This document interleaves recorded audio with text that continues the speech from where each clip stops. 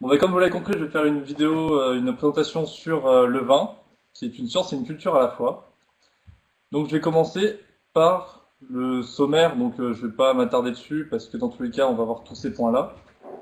Et donc, par l'introduction. Donc, l'introduction.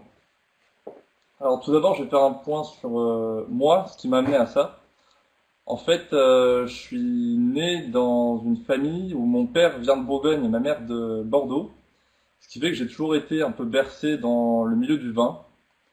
Surtout du côté de mon père, parce que ma famille vient depuis très longtemps de la Bourgogne. Donc depuis que je suis petit, à table, au repas de famille, au dîner, que ce soit à Noël, que ce soit au Nouvel An ou quand on se voit, mon grand-père sortait souvent des bonnes bouteilles. Donc j'étais habitué, même quand j'étais petit, à juste tremper les lèvres dans les verres de vin, comme je pense la plupart d'entre vous quand vous étiez petit. Je pense que c'était un peu le cas pour tout le monde. Et voilà, c'est ça qui a commencé à me donner un intérêt pour le vin.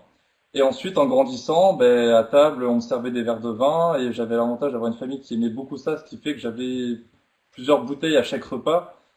Donc, ça me permettait de goûter déjà plusieurs vins et mon grand-père et mon père m'ont aidé aussi à affiner mon palais, à pouvoir justement découvrir les différents types de vins. Donc, on va faire quelque chose pour bien séparer les points sur le vin afin de pouvoir avoir une gamme assez large sur le sujet. Donc, tout d'abord, les cépages. Donc, les cépages, donc ici, vous avez les différents cépages, que ce soit en raisin blanc ou en raisin noir, qui sont les plus représentés. Sachant que là, les pourcentages correspondent au territoire français. Donc là, vous avez différents pourcentages de cépages présents sur le territoire français. Donc, les cépages, en fait, c'est les différents types de raisins. Ces différents types de raisins sont produits et récoltés pour différentes raisons, sachant que certains climats, il y a certains cépages qui sont meilleurs avec certains climats, et aussi le vin qu'on recherche, différents cépages pourront être utilisés justement pour atteindre le goût qu'on souhaite. Alors la seule différence qu'on va voir ici sur les différents pourcentages, ça va être sur le Riesling et le Gewürztraminer, qui sont surtout produits en Alsace. Et donc ici, on voit qu'il y a 23% du territoire viticole en Alsace qui est du Riesling et presque 19% en Gewürztraminer. C'est des vins qui sont très particuliers parce que je pense que la plupart de vous en a déjà bu, c'est des vins qui sont très sucrés. Souvent, ils sont utilisés dans les vendanges tardives, c'est-à-dire que c'est des vins qu'on va laisser très longtemps sur les vignes avant de les récolter pour que la teneur en sucre soit très grande. Ensuite, on va passer sur les appellations. Alors ça, c'est ce que je connais le mieux. Je me suis mis seulement sur les vins en Bourgogne parce que c'est le territoire que je connais le mieux. Donc le territoire de Bourgogne, il va de Dijon jusqu'à Lyon, sachant qu'en en Orange, le Beaujolais, seulement pour le vin est rattaché au Bourgogne, mais en termes de région, etc., c'est pas du Bourgogne. Donc les différents types d'appellations, ils sont donnés par l'INAO, c'est l'Institut national des appellations d'origine. Tous les vins sont des AOC, donc des appellations d'origine contrôlée. Il y a une différence avec les appellations d'origine protégée, les AOP, c'est que les AOP c'est européen alors que les AOC c'est français. Le vin c'est le seul produit qui peut garder encore aujourd'hui sur ses bouteilles l'appellation AOC. Depuis 2012, tous les produits faits en France portent le label AOP. Il y a seulement le vin qui a le droit de garder l'appellation AOC. Et donc pour revenir sur le vin, il y a quatre différents types d'appellations en Bourgogne, qui sont les appellations régionales, communales, premier cru et grand cru. Donc l'INAO les décerne selon différents critères, qui vont être selon le climat qu'il va y avoir sur la parcelle viticole, selon l'inclinaison, selon l'ensoleillement et selon le sol, c'est-à-dire les sédiments. Au fur et à mesure de l'histoire de l'humanité, les plaques bougent, il y a différents sédiments qui se sont accumulés sur le sol. Avant, il y avait des mers, avant, il y avait des océans, qui ensuite sont ensuite devenus des terres, et donc il y a différents types de couches de sédiments qui se sont déposées, et donc ces sédiments sont pris en compte justement pour les parcelles viticoles. Et selon ces critères-là, l'INAO donne différents types d'appellations. Donc d'abord la régionale. Concrètement, l'appellation régionale en Bourgogne, ça va être ce qu'on appelle tout simplement le Bourgogne, c'est le vin de table, le vin de base, qu'on va servir très rarement, on boit rarement le Bourgogne de base, on va plutôt l'utiliser pour la cuisine, mais on peut en boire quand même. L'appellation communale, concrètement, ça va être juste le nom du village où est fait le vin. Donc si c'est une appellation qui est juste au-dessus de la régionale, ça peut être du bon vin aussi, C'est pas les meilleurs en général, mais il peut y avoir du très bon vin parmi ceux-là. Ensuite, il va y avoir les premiers crus. Là, ça commence déjà à être du très bon vin. Et donc, ça va être le nom du village suivi de l'appellation premier cru. Il va y avoir par exemple le Chablis en blanc, il va y avoir le Gevrey-Chambertin. Chablis et Gevrey-Chambertin étant des communes de Bourgogne. Et ensuite, il va y avoir les grands crus, qui sont au nombre de 33 appellations. Et donc, la seule règle que l'INAO impose, c'est que on n'a pas le droit de mettre le nom du village dans l'appellation du grand cru. Par exemple, sur le Gevrey-Chambertin, il va y avoir le Latrissière-Chambertin, le Chambertin tout court. Donc, il y a quand même, dans Gevrey-Chambertin, il y a Chambertin, mais Gevrey-Chambertin n'apparaît pas sur l'appellation de la bouteille. Sur le Chablis, c'est le seul qui fait exception, il va y avoir Chablis Grand Cru, suivi d'une autre appellation. Sur Alox-Corton, qui est un autre village, il va y avoir le bâtard, le Corton Charlemagne. Et sur Puligny-Montrachet, il va y avoir le bâtard Bienvenu Montrachet, le bâtard Montrachet ou le Montrachet, qui sont différents grands crus. De manière générale, les grands crus, c'est des bouteilles qui valent très cher et qui sont considérées parmi les meilleurs vins au monde. Pour ce qui est du Bordeaux, alors le Bordeaux je connais un petit peu moins, mais en termes d'appellation, c'est une appellation qui a été donnée, qui a été même imposée par Napoléon III en 1855, et qui, selon l'endroit d'où vient le vin dans le Bordeaux, va y avoir différents types d'appellations. Pour ce qui est du Médoc, ça va aller de premier cru à cinquième cru, avec les premiers crus qui vont être les 5 grands châteaux bordelais, qui sont le château Latour, Margaux, Mouton Rothschild, Laffitte et Aubryon. Et ensuite, ça va descendre sur les différents autres types, sachant qu'il y a 7 ou 8 grands châteaux dans le Bordeaux. Et pour ce qui est du Sauterne, il va y avoir les appellations premier cru supérieur, premier cru et second cru. J'en parle moins parce que c'est ce que je connais moins, mais il faut savoir que aussi le vin de Bordeaux est très bon et assez différent du vin de Bourgogne. Donc après, ça dépend vraiment des palais et de l'habitude aussi qu'on a en boire. Ensuite, sur la manière de faire le vin. Donc il y a 4 grandes étapes qui vont être le pressage en cuve, l'ajout potentiel additif, macération et fermentation et la garde en cuve. Donc le pressage en cuve, concrètement, c'est quand on récolte le raisin, on va d'abord le presser, que ce soit des gens qui dans des cuves vont marcher sur le vin ou avec des appareils. Il y en a peut-être parmi vous qui ont déjà fait les récoltes, les vendanges en Bourgogne ou dans Bordeaux et qui ont dû se mettre pieds nus et marcher sur le vin afin de le presser. C'est une tradition dans les régions viticoles. Donc ensuite, après l'avoir pressé, il est possible qu'on rajoute différents additifs. Alors ça pareil, c'est une partie que je connais pas forcément bien, mais selon les levures qu'on va utiliser, ou pour le goût, on va pouvoir ajouter différentes choses, ce qui perd un petit peu du naturel du vin. Et ensuite, il va y avoir la macération et la fermentation. La macération, c'est on va tout simplement laisser le vin dans une cuve afin que le sucre se transforme en alcool. Et selon que ce soit un vin blanc ou rouge, on va le laisser macérer plus ou moins longtemps afin que l'alcool puisse être plus ou moins fort. Sachant que, par exemple, pour le rouge, on va le laisser macérer très longtemps pour avoir des vins de garde, alors que le vin blanc, ça va être très court, puisque de manière générale, les vins blancs sont pas trop de garde. Et donc ensuite, on va laisser fermenter justement pour que l'alcool puisse se transformer. Et ensuite, après ça, il va y avoir une deuxième pression. On va presser encore le mou qu'on va obtenir, et ensuite le mettre en cuve. Donc comme je vous l'ai dit, pour les vins blancs, ça va être très court, alors que pour les vins rouges, ça peut être extrêmement long. Le but est d'obtenir un vin qui va justement vieillir, un petit peu comme le fromage. Et selon les différents types de fûts qu'on va pouvoir utiliser, le goût va être différent. Selon que ce soit des fûts de chêne, des fûts d'hêtre, etc. Le bois du fût va donner un goût au vin et c'est ça qui est extrêmement important dans la finalisation du vin. Et donc juste après que le vin ait été gardé durant plusieurs années ou plusieurs mois dans ces fûts, il va être mis en bouteille. Ensuite, la sommellerie. La sommellerie, c'est un domaine qui est extrêmement important pour tout ce qui est cuisine, puisque c'est l'art de savoir associer un vin à un repas. Selon les différents types de viande, de poissons, de légumes qu'on va utiliser, il y a des vins qui sont meilleurs et d'autres moins bons. Sachant qu'un vin, il est meilleur quand on l'accompagne bien, que ce soit avec les personnes avec qui on l'accompagne, ou avec le repas avec lequel on l'accompagne. Un excellent vin sera médiocre s'il est accompagné d'un mauvais repas, et inversement, un mauvais repas avec un très bon vin pourra être amélioré. On va juste donner différents exemples. Avec le gibier, ce sera plutôt un vin rouge corsé, le poisson un vin blanc, et le fromage un vin blanc liquoreux. Ensuite, je vais parler d'ouverture sur le monde. Le vin, c'est une denrée qui est extrêmement importante chez nous, particulièrement en France, mais depuis maintenant un peu plus de 10 ans, intéresse beaucoup d'autres pays, qu'ils soient d'Amérique du Sud, d'Australie, d'Afrique du Sud, la Chine, le Japon ou encore les États-Unis. Beaucoup d'entre vous, je pense, ont déjà bu des vins qui viennent d'Australie ou du Chili. C'est des vins qui sont maintenant extrêmement exportés. Et c'est là qu'on montre la puissance du vin et qui n'est pas une culture forcément propre à un pays, mais qui est une culture au final mondiale, puisque chaque pays peut produire du vin s'il a le territoire adéquat, le climat adéquat. Et les cépages, j'ai juste à les importer, sachant qu'à la base, les vins de France viennent de pieds qui viennent des États-Unis. Et donc c'est là qu'on montre aussi que c'est une denrée qui s'exporte extrêmement bien et qui a su s'améliorer aussi grâce aux exportations et qui permet à chacun d'y trouver un petit peu son intérêt, puisque les vins de chaque pays sont extrêmement différents.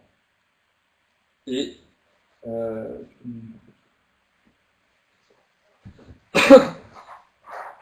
et donc je vais juste vous faire un petit point sur le vin en France, puisque même si le vin s'exporte énormément, on va avoir quand même des caractéristiques en France qui sont assez importantes, puisque le vin est quand même une des choses les plus importantes pour la France.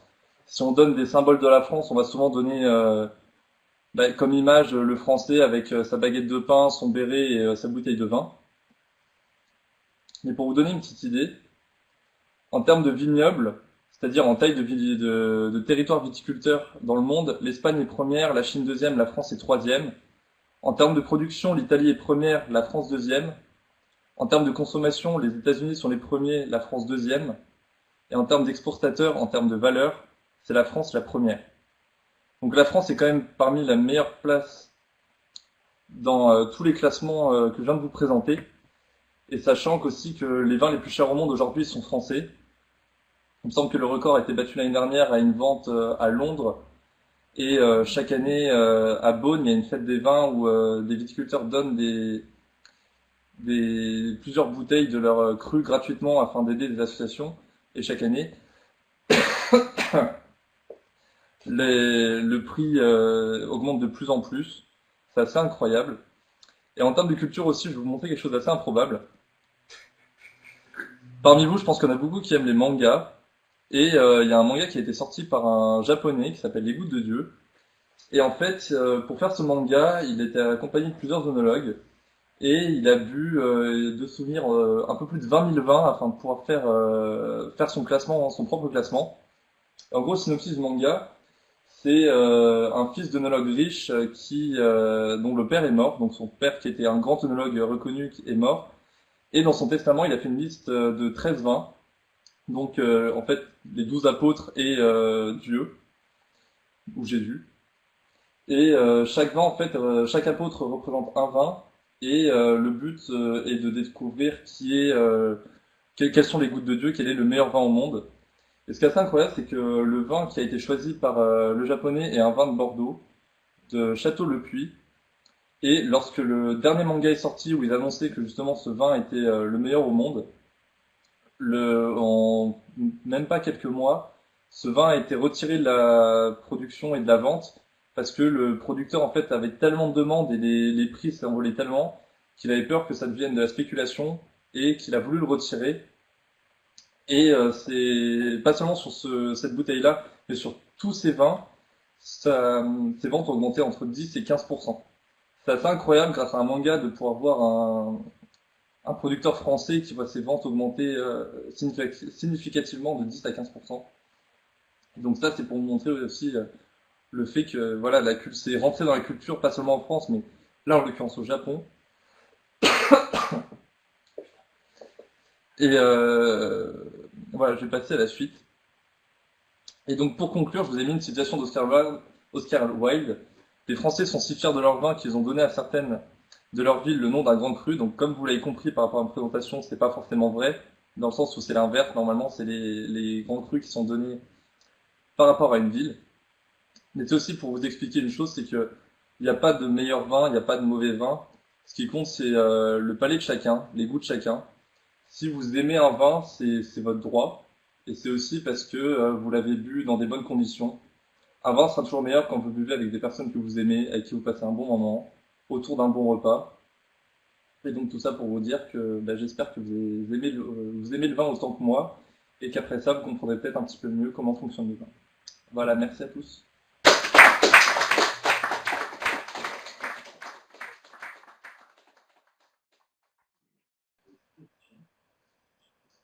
Ok, la question de Théo, c'était est-ce qu'il y a besoin forcément d'un frigo pour conserver le vin ou est-ce qu'il y a différentes hautes techniques pour le conserver?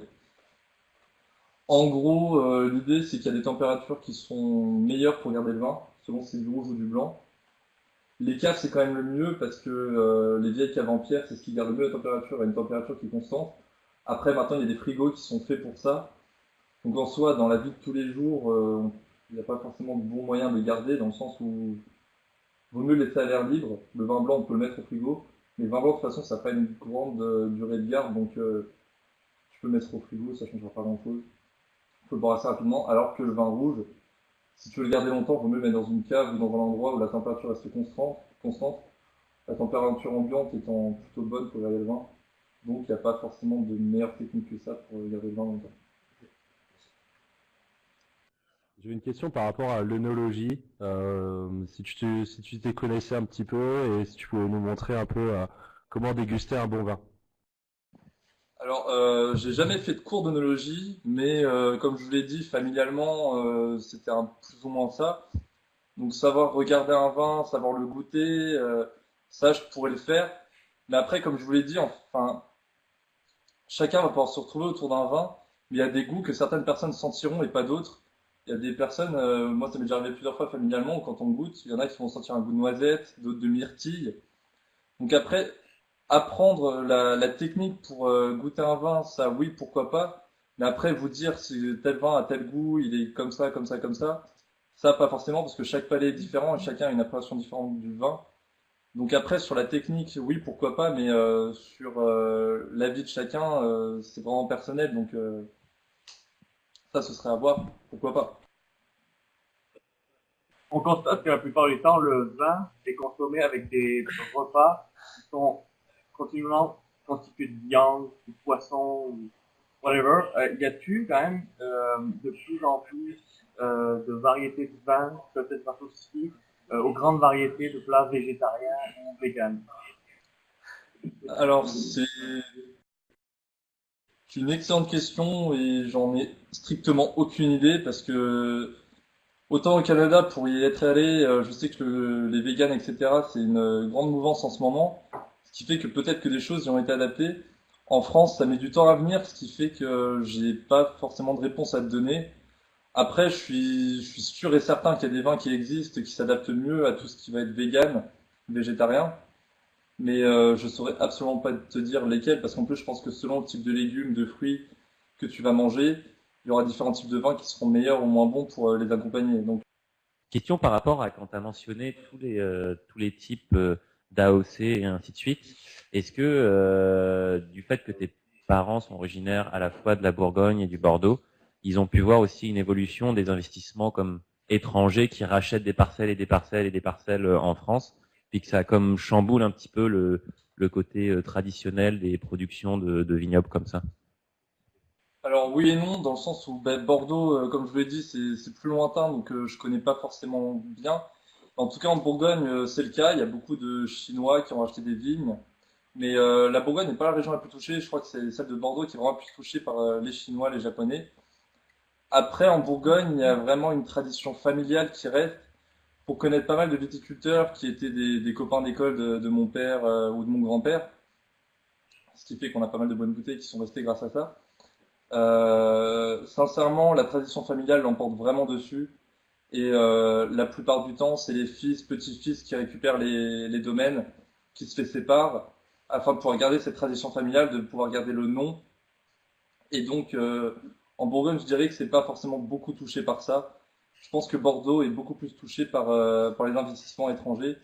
La Bourgogne garde son originalité et ses terres d'antan en gardant les noms justement des grands viticulteurs, justement pour pas perdre cette tradition et cette culture française.